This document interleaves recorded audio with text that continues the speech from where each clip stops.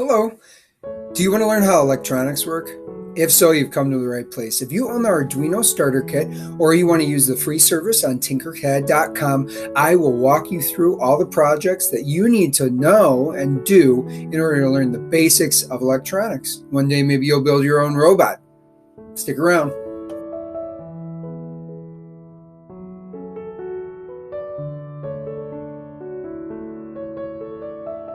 All right, thank you for joining me.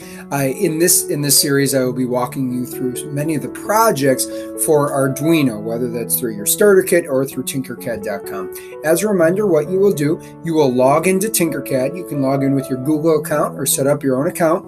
Then you go to Learn. If you want to watch a video on the 3D design, I have a whole series on the 3D design and how you can make 3D models and actually 3D print them. You can either do that on your own 3D printer or have someone else do it. You can actually send those files to people and they'll mail you the printing. What you'll do is click on 3D here and you're going to choose circuits. I do have a series going over these and I suggest starting with that. So please start with that. Then go through these lessons. They're just 3 very basic lessons. I might make a video on that in the future, but for right now, I'm going to be skipping that. And then I want you to click on projects. Now, all of these, if you notice, I just pressed show all Arduino.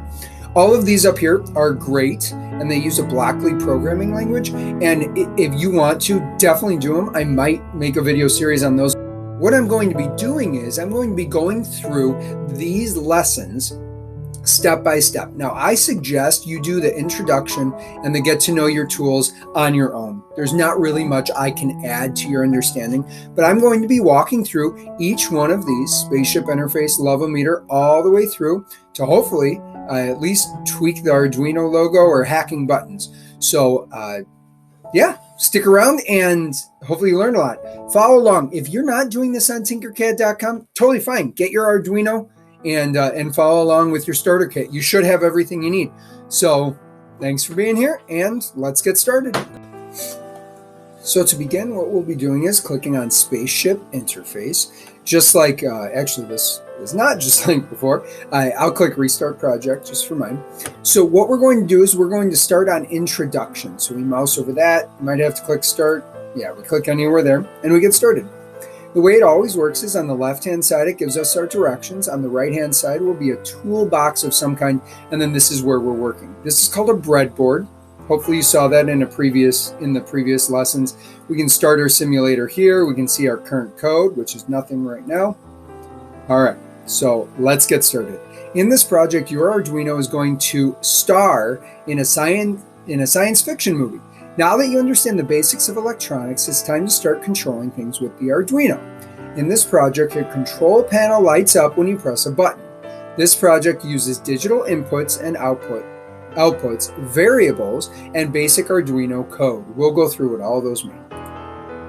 Your Arduino is going to star in a science fiction movie. In this project, you'll be building a control panel with colored lights that, spelling error there, that turn on and blink when you press the button. You can decide whether lights mean engage hyperdrive or fire the lasers. You'll be using the Arduino to control the communication between inputs and outputs. An input is, hopefully you've learned this in math and science, but an input, say I press a button, that's an input. An output would be when I press that button, when something receives that input, that maybe a light turns on. That would be an output. A green LED will be on until you press a button. When the Arduino gets a signal from the button, the green light will turn off and 2 other lights will start blinking. Now, this reminds me a lot of people when they'll set up their Christmas lights to music. They can use Arduinos to control those. Take a look at the circuit diagram below. When the button is not pressed, the voltage at digital pin 2, so remember that would be digital pin number 2. These are analog pin. This would be analog pin number 2. This is digital pin 2. And we'll get to what that means in a future lesson. So take a look at it. When the button is not pressed, the voltage at digital pin 2 is pulled down to ground. When it is pressed, pin 2 sees 5 volts. Reading voltage on pin 2 is how you will determine whether or not the button is pressed. I'll go through that. You can also see that the 3 LEDs are connected to the digital pins, which act as output pins. So let me click on this. This is a diagram. This is the Arduino. We're saying there's a wire connected to pin number 2. So all it is, this turns sideways. They're saying there's a pin connected to number 2. It's connected through a ground as well. Actually, this will make more sense if I walk you through once we set it up. So let's do that. All right, continue to the next step.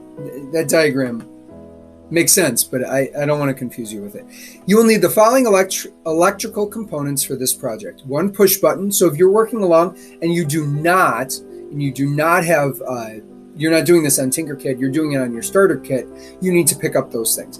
You'll need 1 push button, 2 red LEDs, and 1 green LED, a 220 ohm resistor, 10K ohm resistor, and of course your Arduino Uno board. So what I would do, and it says if you have a physical kit and are building the project at your desk, you also need the pre-cut paper spaceship dashboard, which you don't need, but you can have. So what I like to do actually is pull those out, but I think it might reset it. Like it said, we needed a push button, but it might reset it when we go to the next one. So we'll just move on. Oh, good. It actually has it. So, I can't go back. All right. The Arduino's digital pins only have 2 possible states: when there's a voltage on an input pin and when there's not. So these digital pins can either send electricity out or it won't have. Well, hold on.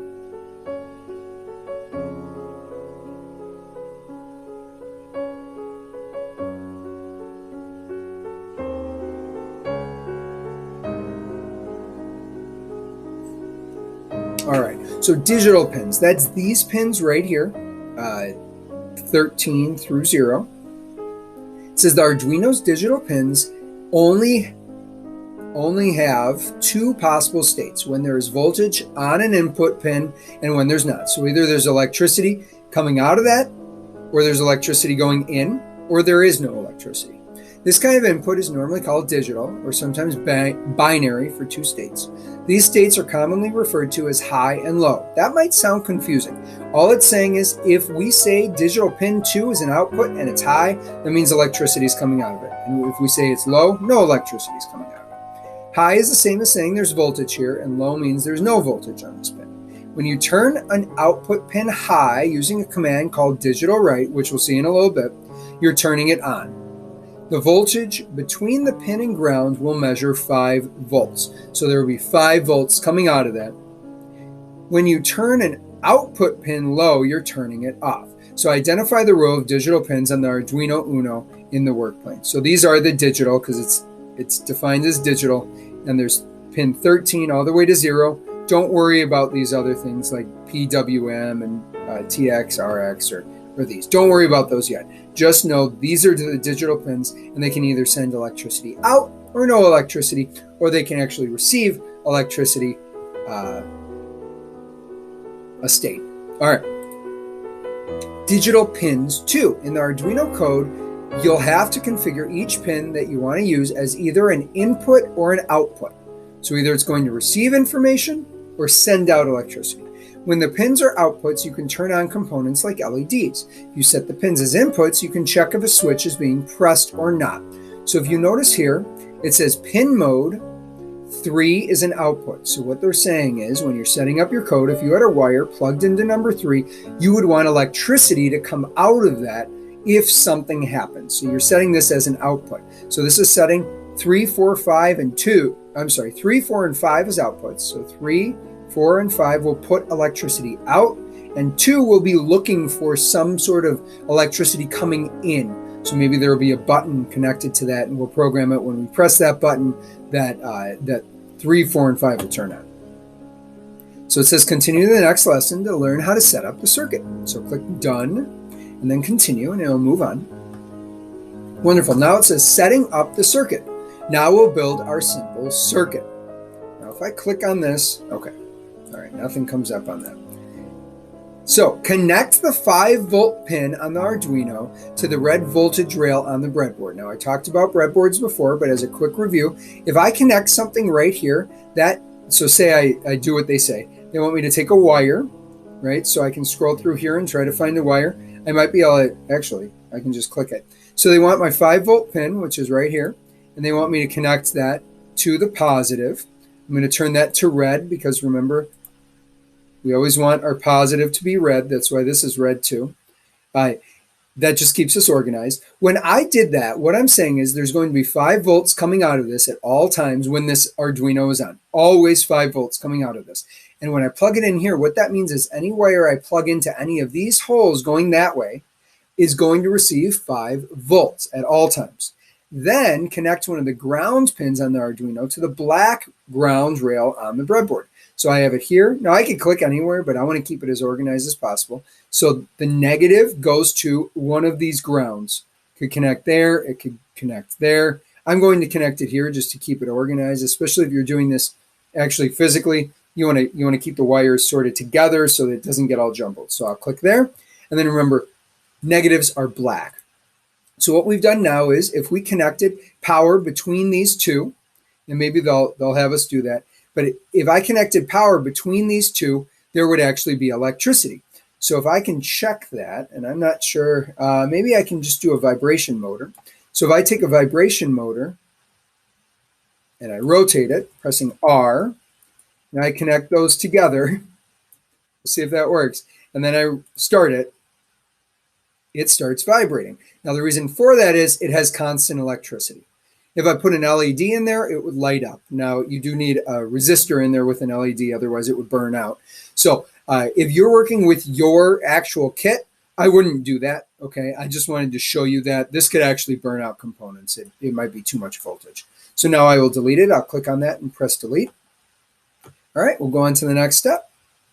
Now you will add the output LEDs, 2 red and 1 green. So we have LEDs. If you can't find them, you can always type in here, but they're right here. The different colors we define once we put them out there.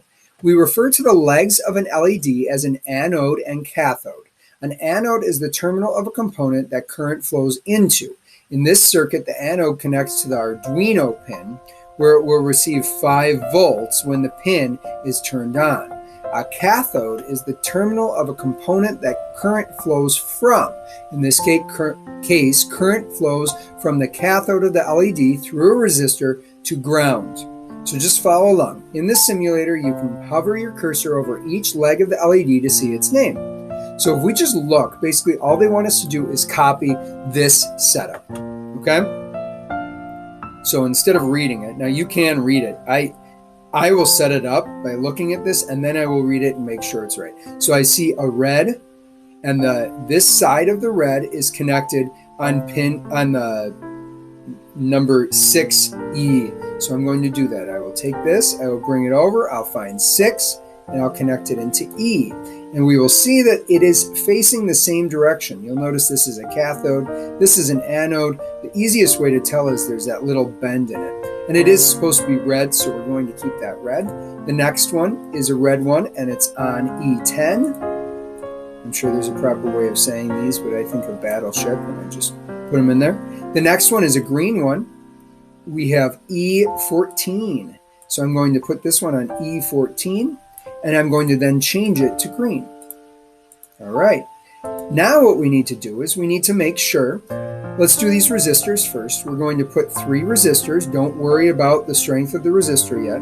We'll put one on 6 to ground, one on 10 to ground, and one on 14 to ground. So 6 to ground. I think one was on 10, which would make sense. And then one on 14. So then we need to connect a wire from 15 to 3, 11 to 4, and 7 to 5. So I'm going to go 15 to 3, 11 to 4, 7 to 5. Now, I hope I did that correctly. And all of those were red, and I agree with that. And I will talk you through why I agree with that. So let's change those to red, and then I'm going to walk you through that. All right. So what's happening here is this. We have a constant power source, and we have a constant ground. Right now, nothing is connected to that constant power source, okay? What we do have, though, is we have these digital pins that we are going to be setting as outputs. So depending on what we're doing, it's going to send out electricity to, let's say, pin number 5. If it sends out electricity to pin number 5, the voltage, the electricity, the electrons will flow through this wire into number 7 through this row, through the anode of the LED, lighting up the LED, coming back through the cathode, through this resistor, slowing down the flow, making sure there's not too much electricity that it'll burn out this LED, slowing down the flow to the ground, which goes to this wire to the ground. So that is a complete circuit once we've sent power through that. Now we want to make sure we have our resistors correct. If you are doing this in real life, you will burn out your LED if you have the wrong resistor. In here, it may not make a big difference, but we want to do it. Make sure we're always right. Use a 220 ohm resistor, and that's what you would always use for this LED. So we're going to click on it and make sure that it is a 220 ohm. So I'm going to look here, ohms, it's that symbol, and I would type 220. Now I hope this is set up correctly. I will show you something that's very important in just a second for those of you especially working at home. As I type on this, you'll notice the colors are changing. Those colored bands on those resistors actually tell us how many ohms they are. There are decoders you can look up online. There might be one in here. I'm not sure. I haven't come across it yet. You can actually look at those bands and find it. If you're doing this in real life, look for those exact bands. And if we look on here, those are the bands. It goes, red, brown. I don't know what that is. Maybe it's a green. I don't want to lean too close to the screen while I'm recording myself. So those all match. Awesome. So we read through and we make sure we did it right. Place the 3 LEDs there. We got it. Use 220 ohm. Got it. Connect the anode. We got them correct.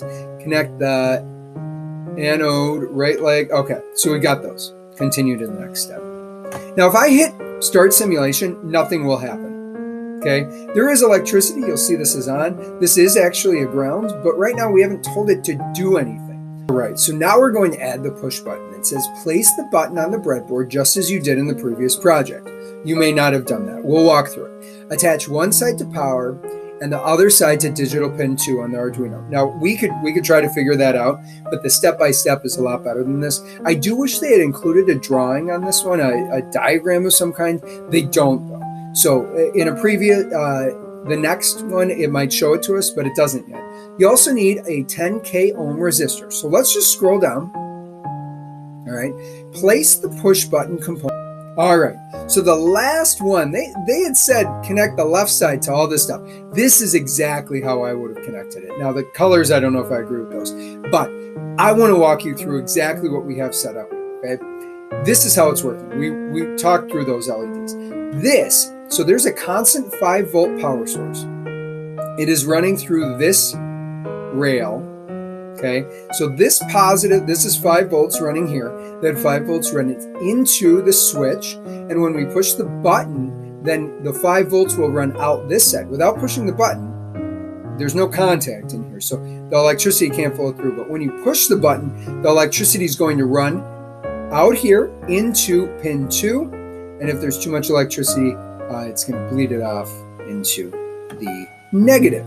So if I push that, electricity will be running into there. But we haven't programmed it to do anything yet, so even though the button's working, we won't be able to see it. So now we need to write the code. Now this confuses people at first, and they're like, oh no, I can't do this.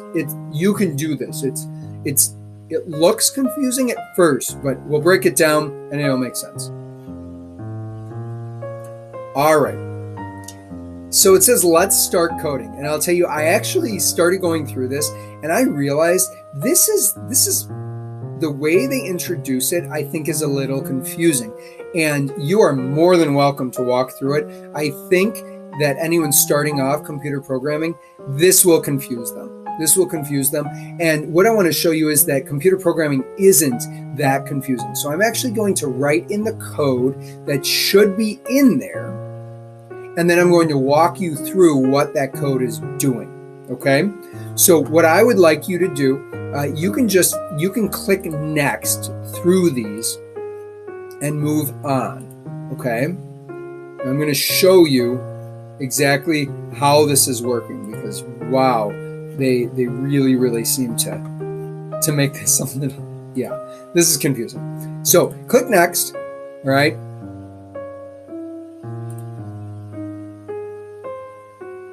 Now they're saying, hey, congratulations, you did it.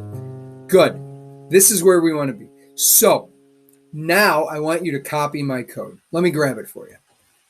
For those of you working on a Windows-based machine or a computer where you can download something, so if it's your school computer, you might not be able to, or your work computer, you can actually download the Arduino actual programming software on arduino.cc. And under the sketchbook, they actually provide us with, under the examples, they actually provide us the coding for all of this. And so what we can do is we can go right here to Spaceship Interface, and it will show us all the programming that we need. Now, what I want to do is I'm going to take all of this and I'm going to put it into the code on the right side here. And I'm actually going to erase all that because I don't like the way that they walked you through this, and I want to walk you through this programming. So the way it works is this.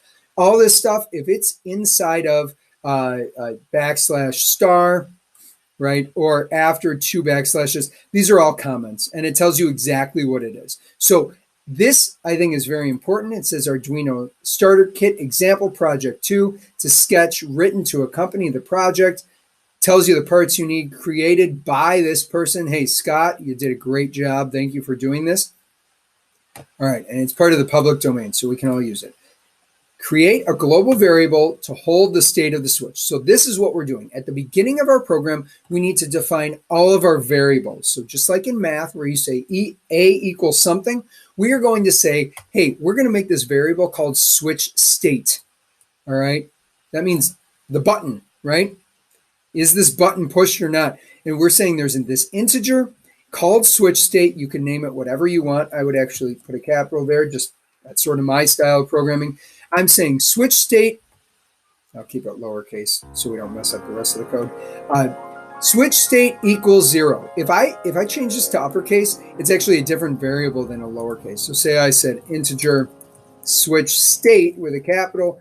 We're actually creating 2 separate variables there, one with a lowercase and one with an uppercase. Let's keep it lowercase. So we're saying there's this integer, this variable we're going to use. Then there's this void setup. This runs one time when you turn on the Arduino. And we're going to say the pin mode for pin 3. So pin 3 we knew was an output, pin 4 is an output, and pin 5 is an output. Right? We knew that. We defined that earlier. It's going to put out electricity, and then we're going to say pin mode 2 is an input. So it's looking for information from that button. So we say it's an input. Remember, these are all comments, so they don't really matter to the actual program. If you're copying this and you're actually typing it in, you have to get all the brackets correctly and the semicolons. So please make sure you do that. Then we say void loop. This is something that's going to run over and over and over again. All right, so let's just break this down. What we've seen, we've made a variable called switch state. We're saying these pins are all outputs except for pin 2, which is an input. That's pretty simple, okay? Don't get confused by all the writing.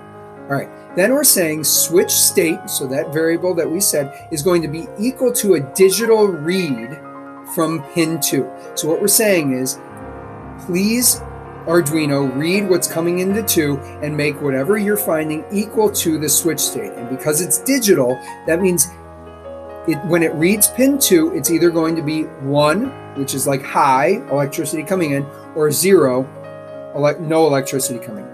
So it's either going to be a 0 or a 1. And it's saying, and so 0 would be low, 1 would be high. So if the switch state is low, meaning there's no electricity coming into number 2, right? If it's low, then make 3 high. So it's going to light up number 3, the green one, right? And it's going to have pin 4 and 5 low. However, so that's if it's low. If it's not low, that means it's obviously high, right? So if it's low, do this. Or else, meaning if it's high, do this. Make 3 and 4 low. So 3 and 4 are going to be low. So the green and red are going to be off. And make 5 high. So 5 will have electricity running through it. However, then there's a delay. It's going to wait 250 milliseconds. Okay. So if I did 1,000 milliseconds, that would be a second. So we're looking at a quarter of a second. I did that by 1,000 divided by 250. That's 250 milliseconds. And we're going to have digital write 4. So then we're saying, so have these low, but 5 on. So this will be on. Wait 250 milliseconds and then make 4 high. So that'll turn on, but turn off 5. Wait 250 milliseconds, and then do this all over again. So then it will read again to see if it's pushed. Let's see how this works. So we start our simulator. Right now, the green light should be on. And it is checking it's constantly checking, constantly checking. Then if I push the button, it is turning the red on and off. Now that's pretty quickly. Let's change this. I want to change this delay to 1 second. So that's 1,000 milliseconds. Interesting. I can't type in there for some reason. Oh, I need to stop my simulator. Okay. I'm going to make that delay longer so we can make a little more sense about what we're seeing. Now if I hit start simulation, press the button, the left one is on for a second, the right one is on for a second. It's going a little faster than I expected. I guess that is a second. All right, and it's going back and forth. Now if I let go, it runs that loop again, and it says, oh wait, the switch state's low. And it turns on the green. And it keeps running this loop, checking, is the switch state low? Is it low? Is it low? Is it low? When it stops being low, it runs the other code. And it does that forever and ever and ever. So hopefully that makes a little sense to you. Hopefully that helped you a little bit with the programming. Walking through and playing around with some of this coding might make more sense to you. Like maybe you want to say, instead, I want to see what happens when I type hi here. Oh, both of those are on now, but if I press this button, now it'll flash back and forth, right? I can make it even faster. So maybe I want it to check every, well, the human eye can't see certain speeds. So let's not go too much lower than 250 milliseconds, but maybe I want it 1,000 instead. So then I run my simulator and I press it. And now we notice it flashes back and forth a little bit differently. So play around with that code, help it make more sense to you. And then when you're done, you can click done, continue. And this one talks about the resistor codes that I was talking about, where the different color bands tell you how the strength of them. And I think you'll be able to walk through this one on your own. So I am going to end this here. I hope this was worthwhile. I hope you learned a lot. I hope this helped you better understand sort of the basics of it. And I hope you enjoyed it. Check out my future videos on the next projects. Have a great day, everybody. Thanks for checking out STEM with Mr. Duda. Please like this video and subscribe. You can also set the bell to notify you when I make new videos. That really motivates me to continue posting these things online and gets you content that you're interested in. A lot of times I will link a playlist. Maybe one just showed up here. I might also link a video. It might show up right about here. And sometimes YouTube decides what video is best for you, but sometimes I assign one. So thank you so much for checking me out and have a great day, everybody.